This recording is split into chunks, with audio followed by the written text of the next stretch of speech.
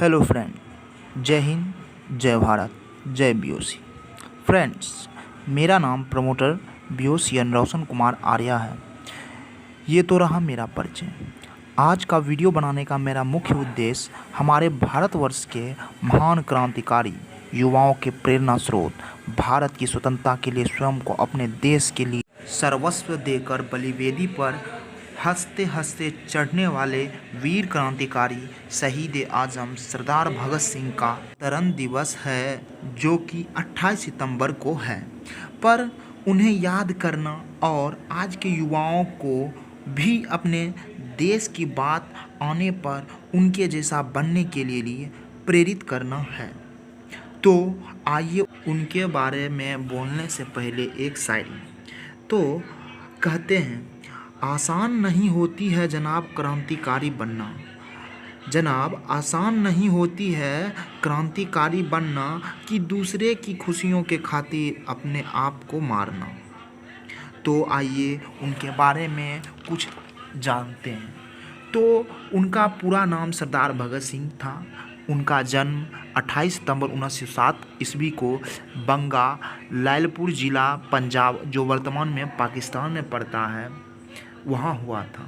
उनके पिता का नाम सरदार किशन सिंह, माता का नाम विद्यावती कौर था। इसके पिताजी, चाचा और पूरे परिवार सभी आज़ादी के आंदोलन में जुड़े हुए थे। इनकी जो प्रारंभिक शिक्षा हुई थी वह बंगा में ही हुई थी। उसके बाद उन्होंने लाहौर डीएवी में अपना नामांकन कराया, वहाँ से शिक्षा प्राप्त की। उसके बाद अपना पढ़ाई पूरा करने के लिए वे लाहौर नेशनल कॉलेज में पढ़ने के लिए गए। ये छोटा सा परिचय उनका था। आगे मुझे उनके बारे में बताने की कोई ज़रूरत नहीं। बात की जाए उनके, एक बात को लेकर मैं बहुत ज़्यादा उनसे प्रभावित हुआ। वह थी उनकी 12 साल की वो घटना जो जलियांवाला बाग हत्याकांड में हुआ। उनका एक क्लिप दिखाता हूँ।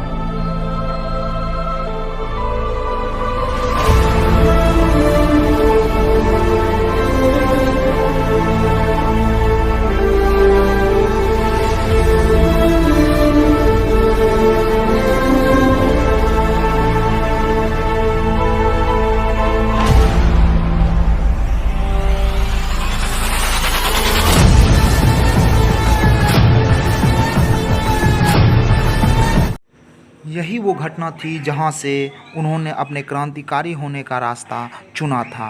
12 वर्ष की आयु के बाद उन्होंने अपनी जो आगे का सफ़र है वो जारी रखा, पढ़ाई जारी रखी। उसके बाद उन्होंने अपनी एक पार्टी बनाई जिसका नाम उन्होंने भारत रखा।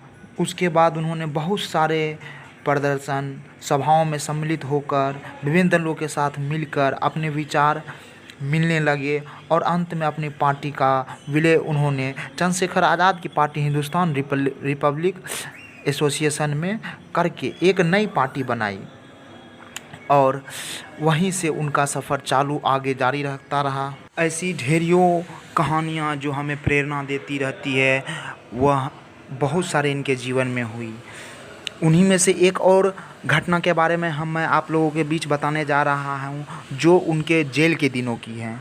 जब वे जेल में थे तो भारतीय कैदियों और विदेशी कैदियों के बीच में जो भेदभाव हो रहा था उसके लिए भी उन्होंने विरोध किया, वहाँ पे भूख हड़ताल किया और सबसे लंबे दिनों तक भूख हड़ताल, लगभग 116 दिनों तक भूख हड़ताल किया।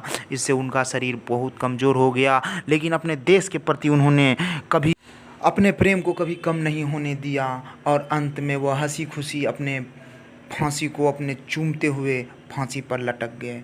इस वीडियो के माध्यम से मैं आप लोगों को यही अपने युवा मित्रों के बीच यही संदेश पहुंचाना चाहता हूं कि आप लोग भी भगत सिंह की तरह बने। जब भी देश की बात हो तो अपने देश के लिए हंसी खुशी तैयार हो जाएं। मैं ये नहीं कहता कि आप यहाँ पे आके अपने जान को लुटा दें। मैं तो बस इतना ही कहना चाहता हूँ कि आप लोग यहाँ पे रहते हैं, भारत देश में रहते हैं, तो यहाँ की जितनी भी सारी संपत्तियाँ हैं वो आप लोगों की अपनी है। अपना एक अच्छा नागरिक बनिए। नागरिक, जब आप एक अच्छे नागरिक की तरह रहते हैं तो आपका देश का विकास होता है, और जब देश का विकास होता है तो आपका देश आगे बढ़ता है।